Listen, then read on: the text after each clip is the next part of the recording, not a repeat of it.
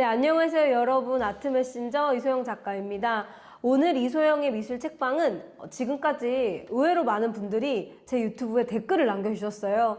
소영쌤, 한국 미술 공부하려면 어떤 책을 보는 게 좀 재밌고 쉬울까요? 어쩌면 그 질문에 대한 아주 좋은 답이 될 수 있을 것 같은데요. 제가 오늘 소개하려고 하는 책은 바로 이 책입니다. 조선미술관. 우리 뭐뭐 미술관 이런 제목 요즘에 되게 많이 만나죠. 방구석 미술관 이후에 저도 뭐 벌거벗은 미술관, 양정모 선생님 책도 소개했었고, 또 제 책 중에 서랍에서 꺼낸 미술관이란 책도 있고, 이번에는 그런데 조선미술관입니다. 제목에서 보면 알겠지만 조선시대 그림들을 소개하는 책인데요.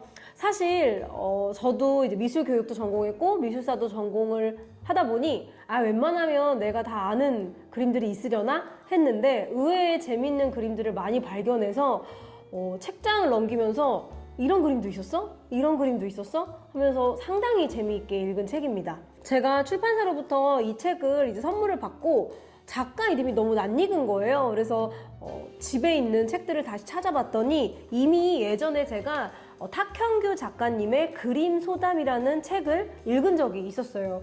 이때도 상당히 재미있게 읽어서 포스트잇이 많이 붙어있죠. 이 탁현규 선생님이 간송미술관에서 일하면서 간송미술관이 소장하고 있는 한국미술 작품들을 소개한 책이었는데, 이번 조선미술관 책은 조선시대의 그림에 보다 집중해서 설명하는 책이라고 할 수 있습니다. 이 책은 생각보다 두껍지 않아서 저 같은 경우에는 하루 만에 집중해서 읽었고, 꼭 처음부터 끝까지 읽지 않아도 책의 목차가 본인이 관심 있는 부분들을 꺼내서 읽으면 상당히 좋게 구성이 되어 있어요.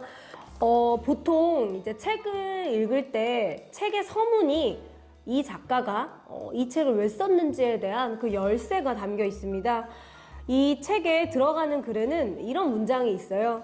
한국인은 누구인가라는 질문에 대답하는 하나의 방법은 한국인은 어떻게 살아왔는가에 대한 답을 떠올려 보는 것이다. 너무 멋진 문장이죠.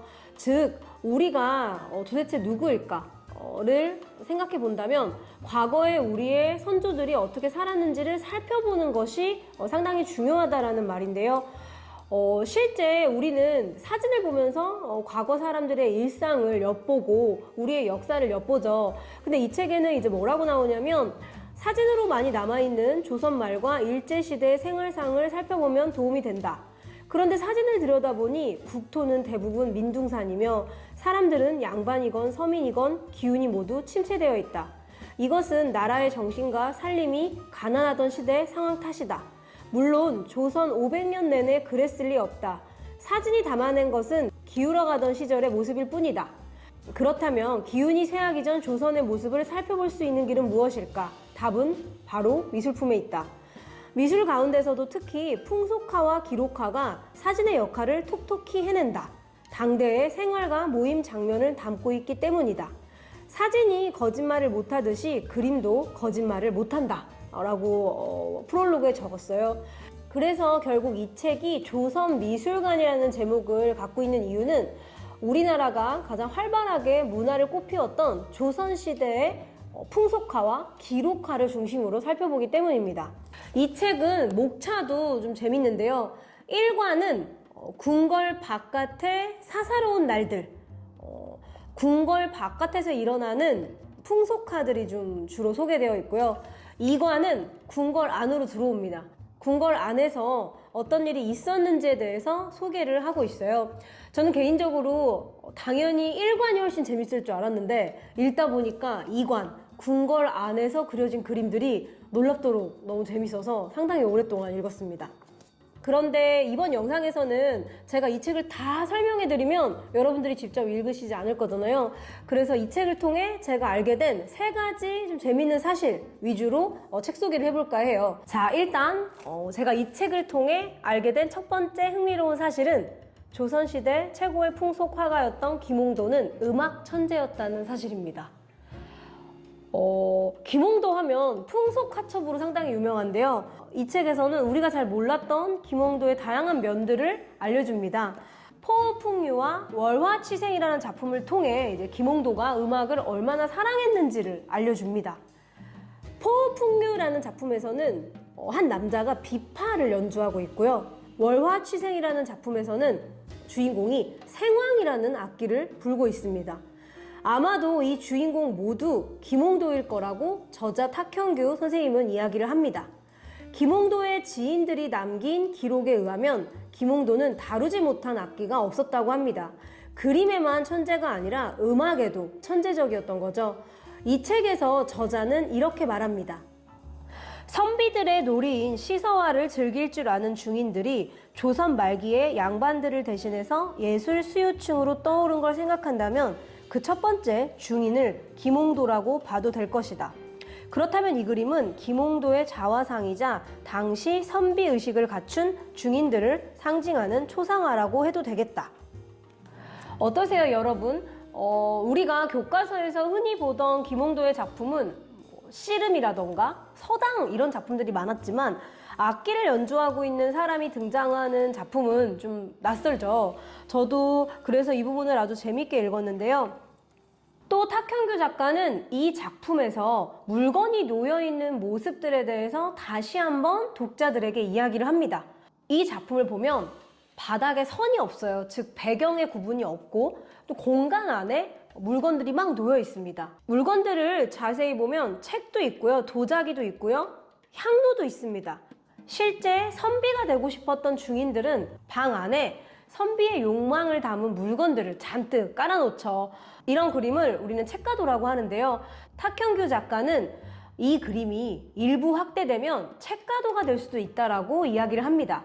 즉 우리에게는 풍속화처럼 보이지만 주인공 주변에 물건이 놓여있는 이런 모습들이 책가도의 형식을 하고 있다는 거죠. 그 밖에 이 책에서는 김홍도가 매사냥을 좋아했다는 것도 알려주는 그림들이 소개가 됩니다. 그 다음 두 번째, 제가 이 책에서 재밌었던 거는요. 신윤복의 그림에 화난 사람이 있다는 겁니다. 신윤복 하면 또 떠오르는 그림 생각해 볼까요? 제가 화면에 띄워볼게요. 맞습니다. 우리 교과서에서 또 많이 봤죠? 단오날을 그린 그림도 보고요. 월화정인이라고 해서 달밤에 조선시대에 사랑하는 연인들이 만나는 그림, 이런 그림도 상당히 유명하죠. 근데 이 책에 소개된 작품은요, 좀 새롭습니다. 남양만응이라는 작품인데요. 신윤복이 그린 조선시대 그림들을 보고 있으면 영화의 한 장면 같다라는 생각도 드는데요. 실제로 많은 영화 감독들이 과거의 미술을 보면서 영화의 한 장면들을 세트를 재현하기도 해요. 저 역시도 미술 작품과 친해지려면 슬로우 루킹을 해야 된다. 즉 작품을 일단 자세히 관찰부터 해야 한다. 그래야 우리가 그 작품이 주는 단서들을 눈치챌 수 있다 라는 이야기를 많이 하는데, 제가 화면에 이 작품을 띄워볼 테니까 여러분들이 한 5초간 슬로우 루킹을 해보면서 어떠한 장면인지, 과연 무엇을 하고 있는 것 같은지, 몇 명의 사람이 있는지 한번 살펴보신 후에 다시 이야기를 나누도록 하겠습니다.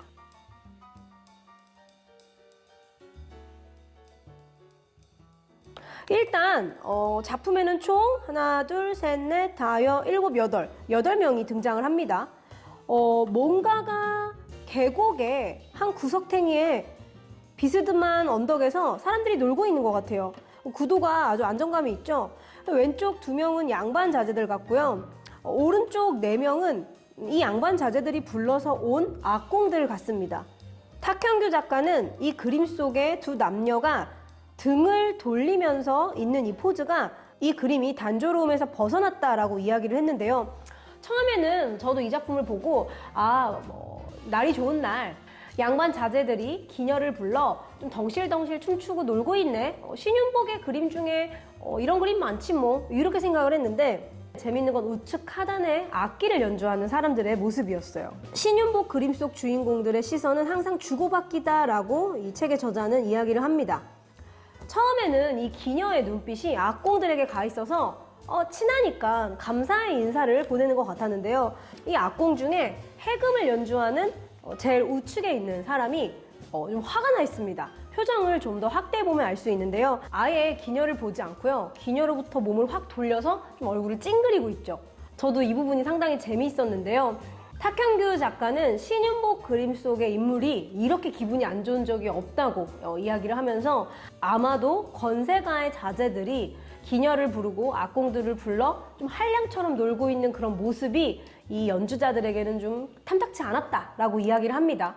이 한 작품을 가지고도 구도와 신윤복만의 생동감 넘치는 현장성 있는 그런 묘사, 두 인물이 등을 맞댐으로써 단조로움을 벗어났다라는 그런 평가, 그리고 신윤복 자체가 이 악공들의 마음을 놓치지 않고 표현했다라고 저자는 이야기를 합니다. 저 역시 미술 관련 글을 쓰는 사람이잖아요. 그런데 한 점의 작품을 이렇게 재밌게 설명하면서 독자가 좀 더 자세히 보게 만드는 이런 부분들이 전 좀 재밌었고, 저도 이 부분 좀 담고 싶다라는 생각을 했습니다. 자, 그럼 마지막으로 이 책에 정말 많은 작품이 있지만 그래도 제가 정말 재밌게 봤던 한 부분을 또 소개를 해보겠습니다. 바로 이관인데요. 아까 제가 이관은 궁궐 안의 모습이라고 이야기를 했죠. 작가는 기록화 역시 당대 사람들이 나오기 때문에 풍속화라고 해도 과언이 아니다라고 이야기를 합니다. 우리가 궁궐을 기록한 그림들을 보면요, 지금은 사라진 과거 조선의 궁궐 안의 모습, 또 그들의 의복, 신하와 왕들은 어떤 모습이었는지를 알 수 있는데요. 사실 이런 기록화들이 사람이 너무 작게 그려져 있어서 저는 볼 때마다 옛날에 초등학교 때 많이 봤던 원리를 찾아라 책이 많이 생각이 나고 오히려 훨씬 더 자세히 보게 됐어요. 개인적으로 재밌었던 거는 기로소를 그린 그림입니다. 자, 여러분 혹시 기로소가 뭔지 아세요? 저도 이 책을 통해 어떤 왕이 기로소에 들어갔고 또 왕의 신하들은 기로소에서 어떤 행사를 했는지 좀 자세히 알 수 있었는데요.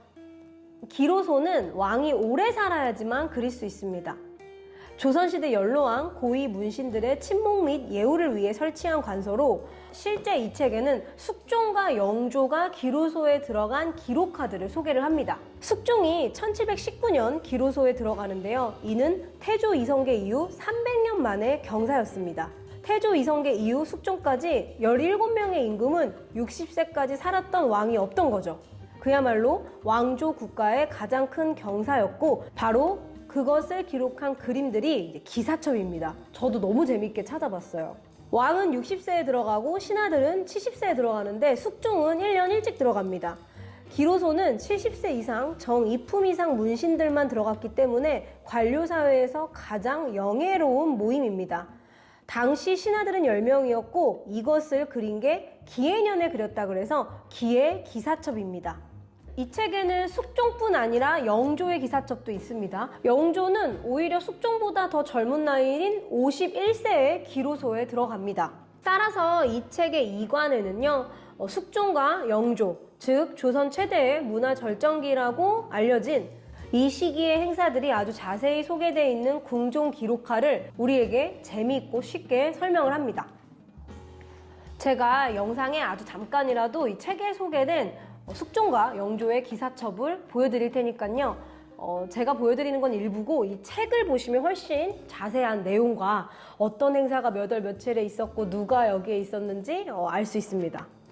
자, 여러분 오늘은 이렇게 어쩌면 우리가 아주 자세히 알아야 하지만 그간 서양 미술을 공부하느라고 놓쳤던 조선의 미술을 소개하는 책, 조선미술관을 한번 소개를 해봤는데요. 제 생각에는 아주 복잡하고 어려운 이야기도 간결하고 쉽게 전달을 해야지만이 많은 분들이 미술과 친해질 수 있기 때문에 좋은 미술 대중서는 어렵지 않고 하지만 내용은 중요한 내용이 많아야 되는 것 같아요. 그래서 이 조선미술관 한 권이라는 책을 통해 우리가 미처 잘 몰랐던 조선시대의 미술들을 좀 재밌게 알아가는 시간이 될 수 있을 것 같고요. 제가 마지막으로 이 책에서 되게 감동받은 문장이 있어요. 그 문장을 꼭 영상에서 읽어드리고 싶다라는 생각을 했는데요. 그 문장을 끝으로 이 조선미술관 책 소개를 마치겠습니다. 책의 죽음을 이야기하는 이들이 많지만 책은 결코 죽지 않을 것이다. 또한 많은 옛그림들이 종이에 그려졌기 때문에 종이에 그림이 인쇄된 책은 활자만 있는 책보다도 더 오래 살아남을 것이다. AI 시대가 열리며 정선, 김홍도, 신윤복의 그림이 전시장 한가운데 홀로그램으로 재생되어도 종이에 인쇄된 그림책은 종이가 사라지지 않는 한 영원히 살아남을 것이다. 올해는 제가 보다 적극적으로 미술 책방에 저와 같은 미술책을 쓰는 저자들의 책을 많이 소개할 예정이니까요. 이런 책들을 통해 여러분들도 미술과 훨씬 친해지는 한 해가 되시길 바랍니다.